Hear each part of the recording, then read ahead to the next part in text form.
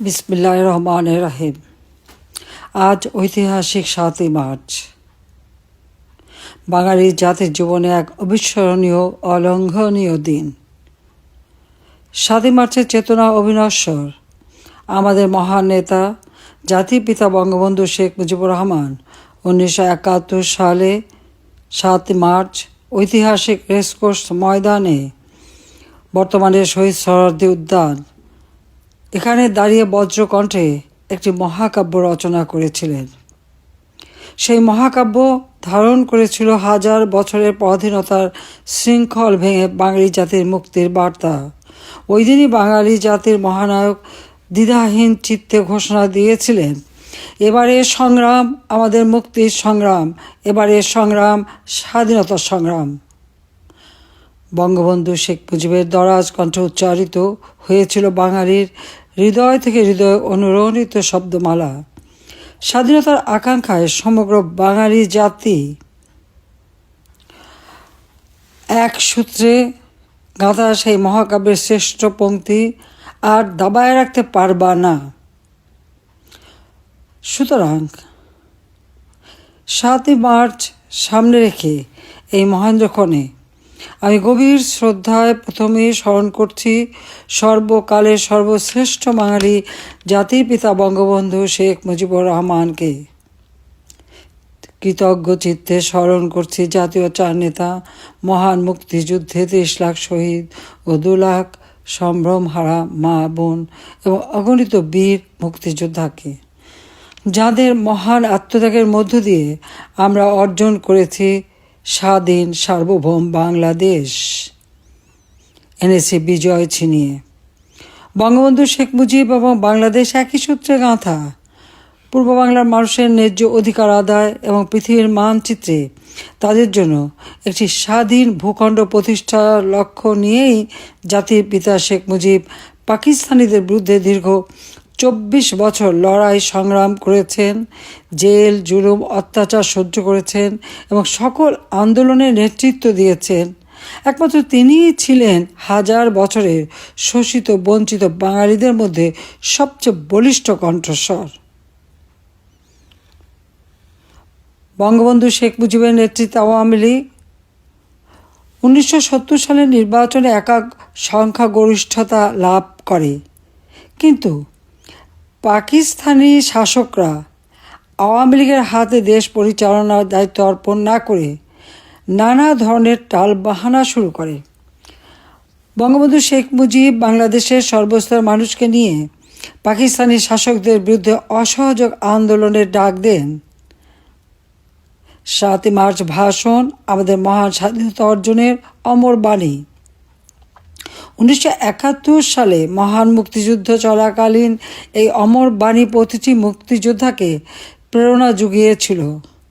জাতির পিতা বঙ্গবন্ধু শেখ মুজিবুর রহমান বীর বাঙালিদের অবশ্যম্ভাবী বিজয়কে উৎকীর্ণ করেন তার ভাষণের শেষ দুটি শব্দে, জয় বাংলা স্লোগানে। রাজনীতির কালোজয়ী মহাকবি বঙ্গবন্ধু শেখ মুজিব এই ভাষণের মাধ্যমে দেশের শাসনভার জনগণের হাতেই তুলে দেন।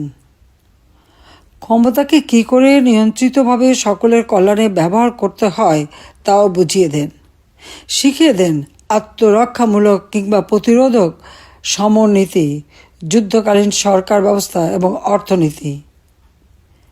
সেই মর্মস্পর্শী বর্জনীনাদ ৭ কোটি বাঙালির হৃদয়কে বিদ্যুৎ গতিতে আবিষ্ট করেছিল।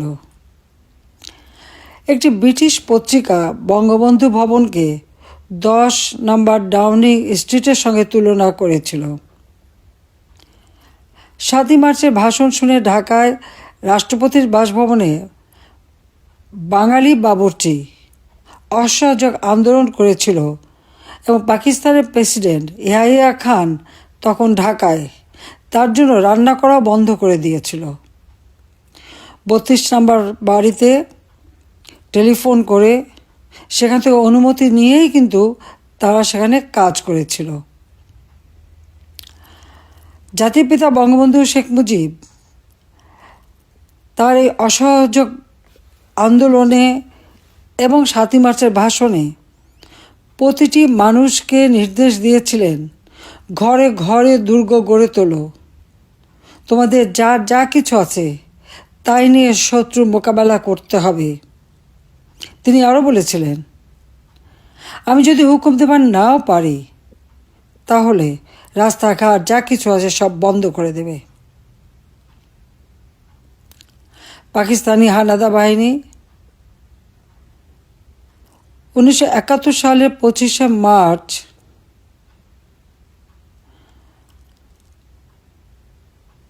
নিরস্ত্র বাঙালির উপর সশস্ত্র হামলা চালায়। কারণ জাতির পিতার নির্দেশেই এদেশের মানুষ ইয়াহিয়ার শাসনকে অগ্রাহ্য করে। মিলিটারি ডিক্টেটর ইয়াহিয়ার সকল কর্তৃত্ব বাঙালির উপর থেকে একেবারে তিরোহিত হয়ে যায়। বঙ্গবন্ধু শেখ মুজিব ওই 32 নম্বর বাড়ি থেকে যে যে নির্দেশ দিতেন, বাঙালি জাতি অক্ষরে অক্ষরে তা পালন করত। তাই 25শে মার্চ যখন গণহত্যা শুরু করে, এরপরই সেই রাতে অর্থাৎ 26শে মার্চের প্রথম প্রহরে জাতির পিতা বঙ্গবন্ধু শেখ মুজিব আনুষ্ঠানিকভাবে স্বাধীনতার ঘোষণা করেন। এরপরই তাকে গ্রেপ্তার করে নিয়ে যাওয়া হয়। কিন্তু বাংলার দামাল ছেলেরা যার যা কিছু আছে তাই নিয়ে যুদ্ধে ঝাঁপিয়ে পড়ে এবং পাকিস্তানি হানাদার বাহিনীকে বাংলার মাটিতে পরাস্ত করে 16ই ডিসেম্বর 1971 সালে স্বাধীনতার লাল সূর্য ছিনিয়ে আনে। বাংলাদেশের প্রথম রাষ্ট্রপতি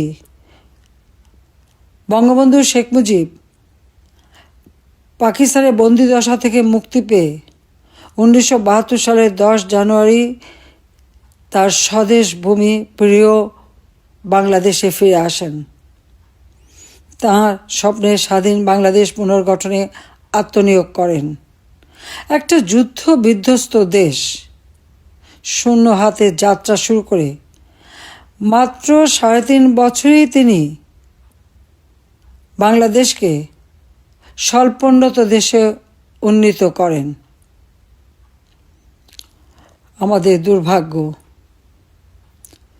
1975 সালের 15ই আগস্ট জাতির পিতা বঙ্গবন্ধু শেখ মুজিবুর রহমানকে সপরিবারে নির্মমভাবে হত্যা করে।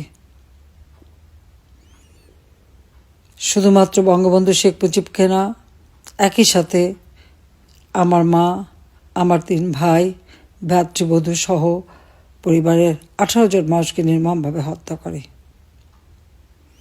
এবং এই হত্যার মধ্য দিয়ে 1971 সালে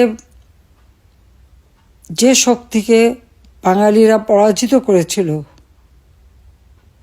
এবং এদেশের যারা পাকিস্তানি হানাদার বাহিনীর দোসর ছিল, আল বদর, আল শামস রাজাকার বাহিনী গড়ে তুলে এদেশের মানুষকে গণহত্যা, ধর্ষণ, নির্যাতন, অগ্নিসংযোগ করে স্বাধীনতার প্রতিটি ক্ষেত্রে প্রতিবন্ধকতা সৃষ্টি করেছিল, তারাই যেন পরাজয়ের প্রতিশোধ নেয়। শুধু তাই না, 15ই আগস্ট জাতির পিতাকে হত্যার পর বাংলাদেশে হত্যা, কুষড়যন্ত্রের রাজনীতি শুরু হয়। 7ই মার্চের ভাষণ নিষিদ্ধ করা হয়, জয় বাংলা স্লোগান নিষিদ্ধ করা হয় এবং আমাদের স্বাধীনতার ইতিহাস এবং ভাষা আন্দোলনের ইতিহাস থেকে বঙ্গবন্ধু শেখ মুজিবের নাম মুছে দিতে উদ্যত হয়। তবে বাংলাদেশের মানুষ কিন্তু থেমে থাকেনি। জীবনের ঝুঁকি নিয়েও ওই 7ই মার্চের ভাষণ প্রতি বছর তারা বাজাতে শুরু করে। 1996 সালে দীর্ঘ 21 বছর পর আওয়ামী লীগ রাষ্ট্র পরিচালনার দায়িত্ব গ্রহণ করে জনগণের ভোটে নির্বাচিত হয়ে। গণতান্ত্রিক অধিকার ক্যান্টনমেন্ট থেকে জনগণের হাতে ফিরিয়ে দেয়। জাতিপিতা বঙ্গবন্ধু শেখ মুজিবুর রহমানের খুনিদেরকে অবৈধভাবে ক্ষমতা দখলকারী মিলিটারি ডিক্টেটর জিয়াউর রহমান দায় মুক্তি অধ্যাদেশ দিয়েছিল এবং যুদ্ধাপরাধীদের যে বিচার শুরু হয়েছিল সেই বিচার বন্ধ করে দিয়ে তাদেরকে মুক্ত করে দিয়েছিল। কিন্তু আওয়ামী লীগ ক্ষমতা আসার পর বঙ্গবন্ধু শেখ মুজিবুর রহমানের হত্যাকারী এবং যুদ্ধাপরাধীদের বিচার শুরু করে এবং এই বিচারের মধ্য দিয়েই বাংলাদেশে বিচারহীনতার যে কালচার শুরু হয়েছিল তা বন্ধ হয়ে যায়। ন্যায় বিচার প্রতিষ্ঠা হয় বাংলাদেশে, দেশে আইনের শাসন প্রতিষ্ঠা হয়, জাতি গ্লানিমুক্ত হয় এবং আমরা বিশেষ করে আওয়ামী লীগ সরকার সংবিধান সংশোধনের মধ্য দিয়ে ঐতিহাসিক ৭ই মার্চের ভাষণকে সংবিধানের ১৫০(২) অনুচ্ছেদে ৫ম তফসিলে অন্তর্ভুক্ত করি। স্বাধীনতার ঘোষণাপত্র যেটা ১৯৭১ সালে ১৭ এপ্রিল মুজিবনগরে যেটা পাঠ করা হয়েছিল, গ্রহণ করা হয়েছিল, সেই ঘোষণাপত্র আমরা সংবিধানে সংযুক্ত করি, কারণ এটা একটা ঐতিহাসিক দলিল। ৭ই মার্চের ভাষণ, এই ভাষণ বাঙালি জাতিকে উদ্বুদ্ধ করেছিল। ২০১৩ সালে একজন আন্তর্জাতিক খ্যাতিসম্পন্ন সাংবাদিক এবং দার্শনিক জ্যাকব এফ ফিল্ড বিশ্বের বিভিন্ন ভাষণ নিয়ে গবেষণা করে। প্রায় ২.৫ বছরের বিশ্বসেরা জনগণকে উদ্বুদ্ধকরণের ক্ষেত্রে সরকারি, বেসরকারি অথবা সামরিক যত নেতৃত্বের ভাষণ দেওয়া হয়েছিল সেগুলি নিয়ে গবেষণা করে তিনি একটি সংকলন তৈরি করেন। সেই সংকলনটির নাম দিয়েছিলেন we shall fight on the beaches, the speeches that inspired history. এই সংকলনে জাতির পিতা বঙ্গবন্ধু শেখ মুজিবের ৭ই মার্চের ভাষণ অন্যতম শ্রেষ্ঠ ভাষণ হিসেবে অন্তর্ভুক্ত হয় এবং জাতিসংঘে ইউনেস্কো ২০১৭ সালের ৩০শে অক্টোবর এই ভাষণকে বিশ্ব প্রামাণ্য ঐতিহ্য দলিলে স্বীকৃতি প্রদান করে। শুধু তাই নয়, ইউনেস্কো মনে করে এই ভাষণটির মাধ্যমে জাতির পিতা প্রকারান্তরেই বাংলাদেশের স্বাধীনতা ঘোষণা করেছিলেন। জাতির পিতা বঙ্গবন্ধু শেখ মুজিবের ঐতিহাসিক ৭ মার্চের ভাষণের বিশ্ব স্বীকৃতি আজ বাঙালি জাতির জন্য এক বিরল সম্মান ও গৌরবের স্মারক।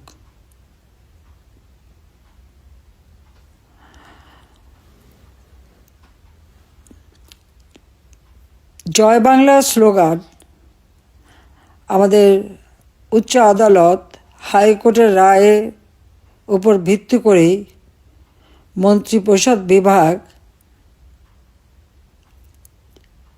এই স্লোগানকে জাতীয় স্লোগান হিসেবে ঘোষণা করে। অত্যন্ত দুঃখের বিষয়, আওয়ামী লীগ তৃতীয়বার ২০০৯ সালে সরকার গঠন করার পর বাংলাদেশের জনগণের আর্থসামাজিক উন্নতি করে বাংলাদেশকে উন্নয়নশীল দেশের মর্যাদায় অধিষ্ঠিত করে। 2020 সালে জাতির পিতার জন্মশতবার্ষিকী এবং 2021 সালে স্বাধীনতার সুবর্ণ জয়ন্তী যখন আমরা উদযাপন করেছি, ঠিক সেই সময় আমরা এই স্বীকৃতিটা পাই। কিন্তু অত্যন্ত দুঃখের বিষয়, 2024 সালে নির্বাচনে আওয়ামী লীগ আবারও সরকার গঠন করে, কিন্তু তখনই এক বিশাল চক্রান্ত শুরু হয়েছিল। আওয়ামী লীগ যখনই ক্ষমতা এসেছে, আওয়ামী লীগের বিরুদ্ধে সবসময় একটা চক্রান্ত চলেছে। আর এই চক্রান্তের মধ্য দিয়েই আজ বাংলাদেশে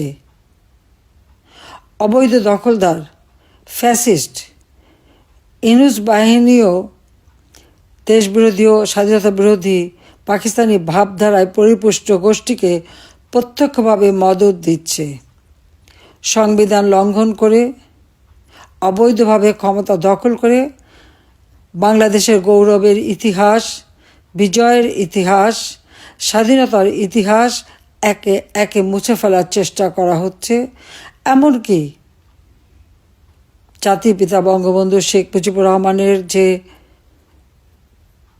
বাসভবন ধানমন্ডি 32 নম্বর সড়কে, যেখান থেকে জাতির পিতা বঙ্গবন্ধু শেখ মুজিব স্বাধীনতার ঘোষণা দিয়েছিলেন, আর যে বাড়িতে তাকে নির্মমভাবে হত্যা করা হয়, যে বাড়িটি উত্তরাধিকার সূত্রে আমি আর রেহানা পেয়েছিলাম, আমরা তা বঙ্গবন্ধু স্মৃতি জাদুঘর হিসেবে প্রতিষ্ঠিত করি এবং বঙ্গবন্ধু মেমোরিয়াল ট্রাস্টের হাতে অর্পণ করে দিই। জনগণের সম্পত্তি জনগণের হাতে ফিরিয়ে দিই। কিন্তু আজকে আমরা দেখি অবৈধভাবে রাষ্ট্র ক্ষমতা দখলের পর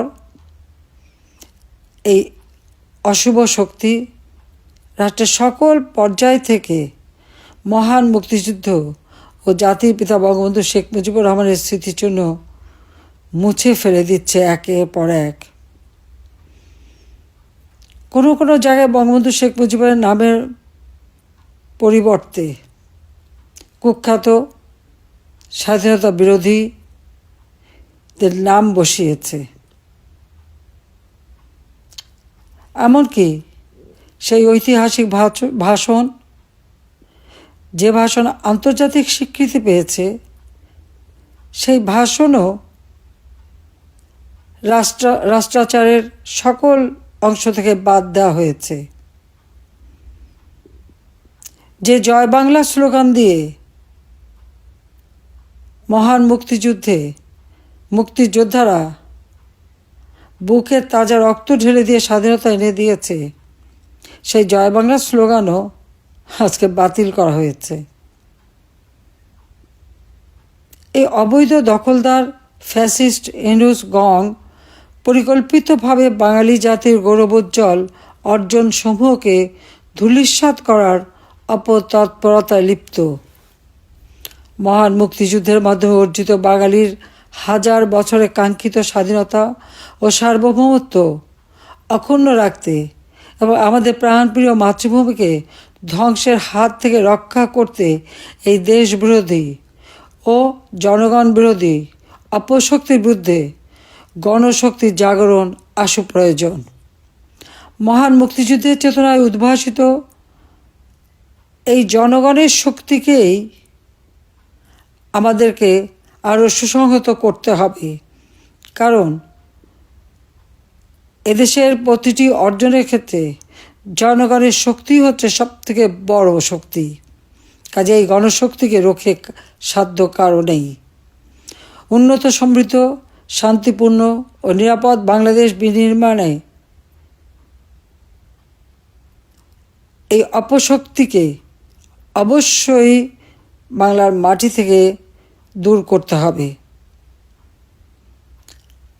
আমি মনে করি সমগ্র জাতি ঐক্যবদ্ধ হয়েই আমরা আজকে বাংলাদেশকে যে আর্থসামাজিকভাবে ধ্বংসের কিনারায় নিয়ে যাওয়া হয়েছে, দেশের মানুষের জীবন যে বিশ্বাস উঠেছে, দ্রব্যমূল্যের ঊর্ধ্বগতি,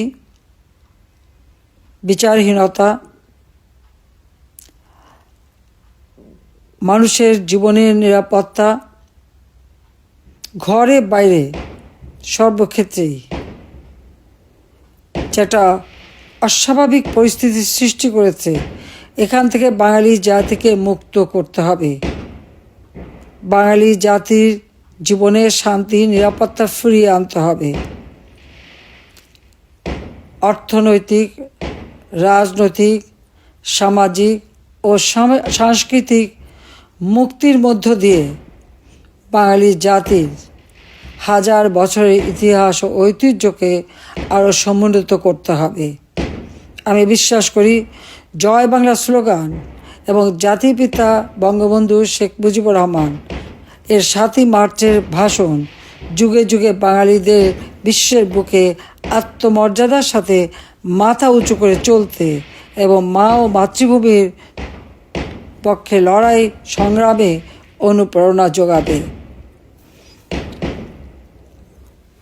আমি তাই সমগ্র বাঙালি জাতিকে এই আহ্বানই জানাবো যে ইতিহাস বিকৃতির মধ্য দিয়ে বাঙালির যে অর্জনগুলি একে একে নস্যাৎ করবার চক্রান্ত করে যাচ্ছে, তার বিরুদ্ধে সকলকে রুখে দাঁড়াতে হবে। আসুন আমরা মহান মুক্তিযুদ্ধে আমরা যে বিজয় অর্জন করেছি, বিজয়ী জাতি হিসেবে মাথা উঁচু করে চলার জন্য আমাদের তরুণ সমাজ, আমাদের দেশের আবাল বৃদ্ধ বনিতা সকলকেই আমি আহ্বান জানাচ্ছি। আমাদের দেশের মর্যাদা আন্তর্জাতিকভাবে স্বীকৃতি পাক, সেটাই আমরা চাই। যে সম্মান আমরা অর্জন করেছিলাম, যা আজকে এই অপশক্তির হাতে ধূলিসাৎ হয়ে গেছে, সেই বিজয়ের গৌরব আবার আমরা ইনশাল্লাহ ফিরিয়ে আনব। তার জন্য আমি জনগণের শক্তিকেই বিশ্বাস করি, আর জনগণের মর্যাদা রক্ষা করাই আমার একমাত্র কর্তব্য। তাই আপনাদের সহযোগিতা কামনা করি। সবাই ঐক্যবদ্ধ হন, অপশক্তির বিরুদ্ধে রুখে দাঁড়ান। ৭ই মার্চের ভাষণে জাতির পিতা যে পথ আমাদের দেখিয়ে দিয়ে গেছেন, সেই পথ ধরেই আমাদেরকে গণতন্ত্র ফিরিয়ে এনে অর্থনৈতিক মুক্তি অর্জনের মধ্য দিয়ে আমাদের দেশকে আবার এগিয়ে নিয়ে যেতে হবে। ইনশাল্লাহ জনগণের জয় হবেই। জয় বাংলা, জয় বঙ্গবন্ধু, বাংলাদেশ চিরজীবী হোক।